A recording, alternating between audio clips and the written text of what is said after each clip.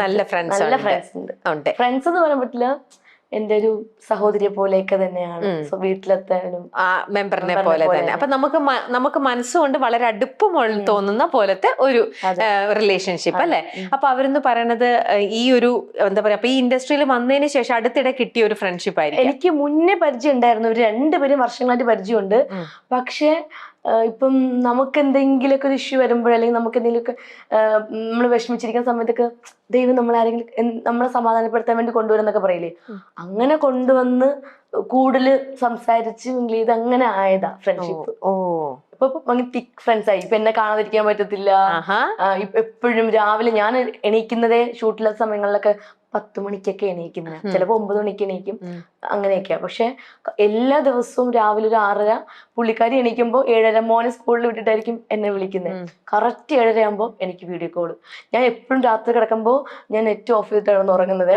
പക്ഷെ പുള്ളിക്കാരി വിളിക്കുമെന്ന് എനിക്ക് അറിയാവുന്നതുകൊണ്ട് ഞാൻ എന്ത് ചെയ്യുന്നറിയോ, നെറ്റ് ഓൺ ആക്കിയിട്ട് വിളിക്കും. ഞാൻ എടുക്കും. പക്ഷെ അമ്മ അച്ഛനും വിളിക്കുമ്പോഴൊക്കെ അമ്മ ഞാൻ ഉറങ്ങണം, എന്നെ വിളിക്കല്ലേ, ഞാൻ ഒന്ന് ഉറങ്ങിക്കോട്ടെ എന്ന് പറയും. പക്ഷെ ചേച്ചി വിളിക്കുമ്പോൾ എനിക്ക് രാവിലെ ഒരു പോസിറ്റീവ് എനർജി തരും.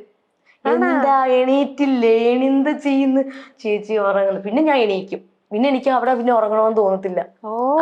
ഇപ്പം അനു ഇതുപോലെ എന്താ പറയാ, ഇത്രയും സോഫ്റ്റ് ആയിട്ടുള്ള ഒരാളാണ്. ഇപ്പൊ അനു ഒരു ഗ്രൂപ്പിൽ വന്നിരുന്നു കഴിഞ്ഞപ്പോ അനുവിന്റെ തന്നെ ഫ്രണ്ട്സ് ആയിക്കോട്ടെ, അല്ലെങ്കിൽ ഫ്രണ്ട്സ് എല്ലാം പരിചയമുള്ള ആൾക്കാരുടെ ഒരു ഗ്രൂപ്പ് എന്ന് വെച്ചോ. അപ്പൊ അവര് എന്തെങ്കിലും നിങ്ങളുടെ ഒരു കാര്യം അവിടെ ചർച്ച ചെയ്യപ്പെടുന്ന ഒരു സിറ്റുവേഷൻ എന്തെങ്കിലും വരികയാണെങ്കിൽ അനുവിന് ഒരു രീതിയിലും അനുവിന് വിചാരിക്കുന്ന പോലെയല്ല അവര് നിൽക്കുന്നതെന്ന് വെച്ചോ. അവരതിന് വേറെ ഇതായിട്ട് നിൽക്കുന്നുണ്ടെങ്കിൽ അനുവിന് ഇഷ്ടപ്പെട്ട ആൾക്കാരാണെങ്കിൽ അനുവിന്റെ ആ ഒരു സംഭവം അനു മാറ്റി വെച്ചിട്ട് അവരുടെ കൂടെ ഞാൻ എന്റെ അഭിപ്രായം പറയുള്ളൂ അവിടെ. അപ്പൊ ചിലപ്പോ അവിടെ ഒരു വാക്കുതർക്കം ഉണ്ടായാലും ഞാൻ തർക്കിക്കും കിടന്ന്. ആണോ? എന്നിട്ട് നമ്മൾ അടിയാവും. അപ്പൊ അതിന് ഇഷ്ടമുള്ള ആൾക്കാരാണെങ്കിലും അതോടെ ചിലപ്പം തർക്കിക്കും. അപ്പൊ അതോടെ ചിലപ്പോ ചില ബന്ധങ്ങൾ അങ്ങനെ പോണെങ്കിൽ പോട്ടെന്ന് വിചാരിക്കും. അതെന്തുവാ, അത് അങ്ങനെയാണ്, ഇല്ല വിട്ടുകൊടുക്കത്തില്ല, ഇതെനിക്ക് അറിയുന്ന കാര്യം. ചിലപ്പോ ഞാൻ പറയുന്ന കാര്യം ചിലപ്പോ സത്യമാണോന്നില്ല, പക്ഷെ അവര് പറയുന്ന കാര്യം സത്യമാണ്, രണ്ടും സത്യമായിരിക്കില്ല. പക്ഷെ എനിക്കറിയാവുന്ന കാര്യവും അല്ലെങ്കിൽ എനിക്ക് പറയാനുള്ള റൈറ്റ്സും ആയിരിക്കും ഞാൻ അവിടെ പറയുക. അല്ലെങ്കിൽ മറ്റാളെ ഒന്ന് പൊക്കാൻ വേണ്ടി അയാളുടെ കൂടെ നിൽക്കാൻ വേണ്ടിയിട്ട് അയാളെ സപ്പോർട്ട് ചെയ്ത് നിൽക്കത്തില്ല. ഞാൻ എന്റെ അഭിപ്രായം മാത്രമേ പറയുള്ളൂ. അതെപ്പോഴാണെങ്കിലും അങ്ങനെയുള്ള ഒരു അടി ഉണ്ടാക്കും ഞാൻ.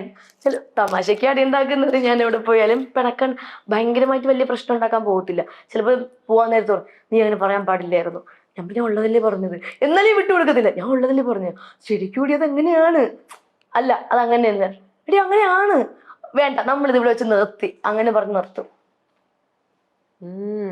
അപ്പൊ എന്തെന്നൊക്കെ പറഞ്ഞാലും അവിടെ ഇഷ്ടം അങ്ങനെ പോകുന്ന ഇഷ്ടമാണെങ്കിൽ പോയിക്കോട്ടെ.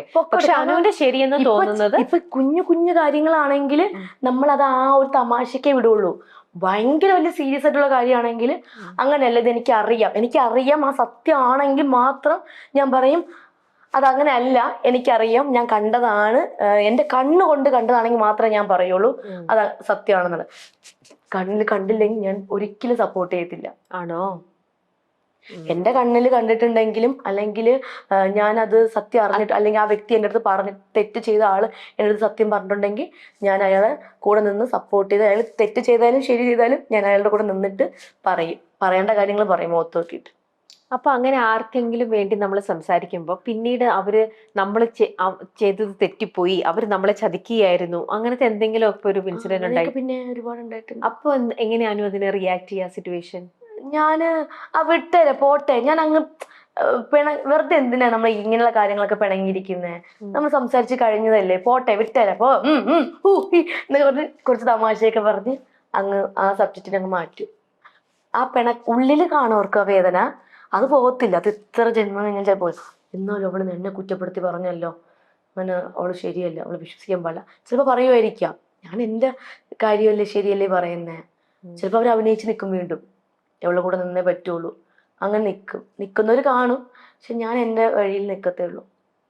അതുപോലെ ചിലർ പറയും അനു ഉണ്ടെങ്കിൽ അവിടെ എന്തെങ്കിലും ഒരു പ്രശ്നം നടക്കുവാണെന്ന് വെച്ചോ, ആ പ്രശ്നത്തെ അനു ഉണ്ടെങ്കിൽ ആ പ്രശ്നം പെട്ടെന്ന് അവിടെ ഇല്ലാണ്ടാക്കി കളയുമെന്ന്. ഐ മീൻ അനു അത് പെട്ടെന്ന് സോൾവ് ആക്കും അല്ലെ? അനു അപ്പൊ ഇനിഷ്യേറ്റീവ് എടുക്കും. ഭയങ്കര ഇഷ്ടമാണ്. ഇപ്പം എക്സാമ്പിൾ പറയാം, ഒരു അമ്മയും മകനും പിണങ്ങിയിരിക്കുക വർഷങ്ങളായിട്ട് നടന്ന സംഭവമാണ്. ഒരു 8-9 വർഷമായിട്ട് ഒരു അമ്മയും മകനും പിണക്കത്തില്ല. അപ്പൊ ഞാൻ ആ വീട്ടിൽ ചെന്നു. അവരെന്റെ ഭയങ്കര ഇഷ്ടപ്പെടുന്നവരാ ആ വീട്ടിലുള്ളവര്. ഞാൻ പെട്ടെന്നൊരു സർപ്രൈസ് ആയിട്ട് അമ്മയ്ക്ക് സർപ്രൈസ് കൊടുത്തതാ. ചെന്നപ്പോ മകൻ ഈ അമ്മ, ആ വീട്ടിലൊരു രണ്ട് സഹോദരന്മാരുടെ അച്ഛയുണ്ട്. അപ്പൊ ഈ മകന്റെ അടുത്ത്, ഈ മൂത്ത മകന്റെ അടുത്ത് ഇവരാരും മിണ്ടുന്നില്ല, അച്ഛൻ മാത്രമേ മിണ്ടുന്നുള്ളൂ. അപ്പൊ ഞാൻ ചോദിച്ചു, എന്താ നിങ്ങളൊന്നും മിണ്ടാത്തത്? അപ്പൊ പറയും, ഒന്നുമില്ല ഇങ്ങനെയൊക്കെ, ഫുഡ് എടുത്തു വിടും, അങ്ങനെ ഇങ്ങനെയൊക്കെ. ഞാൻ ചോദിച്ചു, എന്താ അമ്മ മിണ്ടാത്തേ? അത് മോളെ നമ്മള് മിണ്ടത്തില്ല. എന്തു പറ്റി? അല്ലാതെ 9 വർഷമായിട്ട് അങ്ങനെ മിണ്ടൂല. 9 വർഷമായിട്ട് അമ്മ ഒരു മകൻ്റെ അടുത്ത് മിണ്ടില്ലെന്നോ? എന്താ കാര്യം എന്നൊക്കെ പറഞ്ഞപ്പോ അമ്മ പറഞ്ഞു, അത് ഇങ്ങനെ വാക്ക് തർക്കം അതാണ്. അമ്മ എന്താ? അപ്പൊ അവൻ പറഞ്ഞു, അവൻ മിണ്ടത്തില്ല, അവൻ ഇങ്ങനെ ജോലി തന്നെ കാശ് കൊണ്ടുവരും പോവും, അത്ര തന്നെ. ഫുഡൊക്കെ പുറത്തുനിന്നാണ് കഴിക്കുന്നത്, ഞാൻ മിണ്ടാറില്ല മോളെ. ഞാൻ നോക്കിയപ്പോ തെറ്റ് ആളുടെ ഭാഗത്ത് നോക്കി, തെറ്റ് അമ്മയുടെ ഭാഗത്തുണ്ട്, അവിടുത്തെ വീട്ടിൽ ഒരു മകന്റെ ഭാഗത്തുണ്ട്, ഇളയ മകൻ മിണ്ടുന്നുണ്ട് കേട്ടോ. ഈ പുള്ളിക്കാരൻ അവർക്ക് വേണ്ടി കഷ്ടപ്പെടുക, ജീവിക്കുക. അങ്ങനെ ഞാൻ ഇവരെ 3 പേര്, അച്ഛനെ വിളിച്ചില്ല, ഇവര് 3 പേര്, 3 മകൻ, ഒരു 4 പേരെയും കൂടെ കാറിൽ കയറ്റി ഇരുത്തി 1 മണിക്കൂർ ഞാൻ സംസാരിച്ചു. 1 മണിക്കൂർ, അതെന്താ പറയില്ല. സംസാരിച്ചപ്പോ സത്യം പറഞ്ഞാൽ അവർ ഭയങ്കര കരച്ചിലായിരുന്നു. ഇപ്പോൾ അവരെപ്പോൾ വിളിച്ചാലും പറയാ, അതിന് ഒറ്റ ഒരാളാണ് നമ്മുടെ ജീവിതം മാറ്റിയെടുത്തത്. കാരണം 9 വർഷം, 9-12 ആണ് കേട്ടോ. 9 വർഷം ഞാൻ എൻ്റെ മകനായിട്ട് പിണങ്ങിയിരുന്നാണ്, ഞങ്ങൾ ഫാമിലിയായിട്ട്. അതിന് വന്നിട്ടാണ് ഇത് ശരിയാക്കിയെടുത്ത് സംസാരിച്ചതാണ്. പറഞ്ഞാൽ തീരാവുന്ന പ്രശ്നമേ ഉള്ളൂ, ഒരു സംസാരിക്കത്തില്ല അങ്ങോട്ടും ഇങ്ങോട്ടും. അത് ഞാൻ വേണ്ടി വന്നു. അതുപോലെ കുറെ പേരുടെയൊക്കെ പ്രശ്നങ്ങൾ ഞാൻ സ്വന്തമാക്കിയിട്ടുണ്ട്. എനിക്ക് ഇഷ്ടമാണ് അങ്ങനെയൊക്കെ.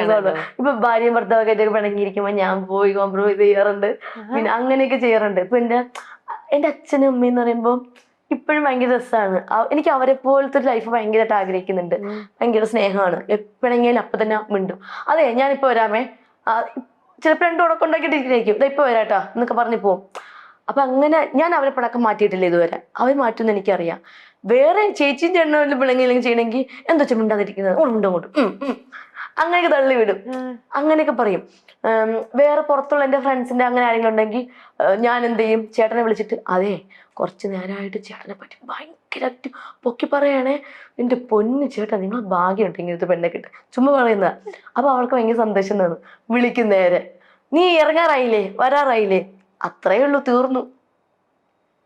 അങ്ങനെയാണ്, എനിക്ക് ഭയങ്കര ഇഷ്ടം അതൊക്കെ. ചില ആൾക്കാർ ഭയങ്കര ടോക്സിക് ആയിരിക്കും, ഭയങ്കര നെഗറ്റീവായിട്ട് ഇങ്ങനെ തിങ്ക് ചെയ്യുക, നെഗറ്റിവിറ്റി. ചില ആൾക്കാരുണ്ടല്ലോ എല്ലാത്തിനും ഇങ്ങനെ ഒരു നെഗറ്റീവായിട്ടുള്ള രീതിയിൽ. അപ്പൊ അനുവിന് അങ്ങനത്തെ തരത്തിലുള്ള ആൾക്കാരുടെ ഒരു ഗ്രൂപ്പിൽ കുറച്ച് പേര് അങ്ങനെ ഉണ്ടെന്ന് തോന്നിക്കഴിഞ്ഞാൽ അവരെ അപ്പൊ അനു ഹാൻഡിൽ ചെയ്യുന്നത് എങ്ങനെയാ? നിങ്ങൾ എന്തിനാ ചുമ്മാ നെഗറ്റീവ് പറയുന്ന പിള്ളേരെ എന്ന് പറഞ്ഞിട്ട് തുടങ്ങും. എവിടെ നോക്കിയാലും നെഗറ്റീവ്, അവിടെ എന്തോ നീ പിള്ളേര് കാണിക്കുന്നത് ചോദിക്കും. ഇല്ല, അവിടെ പോയിട്ട് ചോദിക്കും, നിങ്ങൾ എന്തോ നെഗറ്റീവ് ഇരുന്ന് പറയുന്നു ചോദിക്കും. ഞാൻ ചോദിക്കും, ചേച്ചി ആണോ? അപ്പൊ അവരെങ്ങാനും എന്തെങ്കിലും അവര് പറയും, നീ പോയി നിന്റെ കാര്യം നോക്ക്, നീ നിന്റെ കാര്യം നോക്ക്. അപ്പം ചിലപ്പോ നമ്മൾ എല്ലാ കാര്യത്തിലും പോയി ഇടപെടാൻ പാടില്ലല്ലോ. നമുക്ക് ഇപ്പൊ നമ്മള് ഇടപെടേണ്ട കാര്യത്തിലാണെങ്കിൽ മാത്രമേ ചോദിക്കുള്ളൂ.